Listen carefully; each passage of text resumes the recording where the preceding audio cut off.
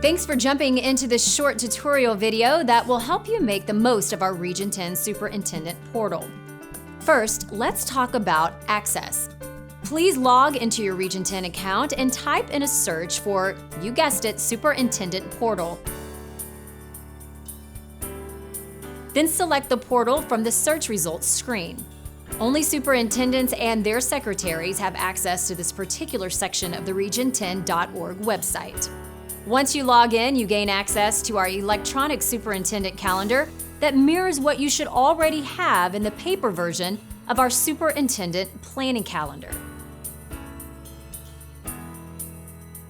As you look around the portal, notice at the top of your screen, you'll see the tabs for monthly reminders, meetings, important dates, and information of interest. Click around within those sections and check out the resources we've placed there for your benefit. We hope you find the portal to be of value. If technical problems ever arise as you're on the site, if you have account issues, or even if you'd like to tell us how we can make the portal more user-friendly and helpful, we hope you won't hesitate to reach out by emailing Lindy at this address.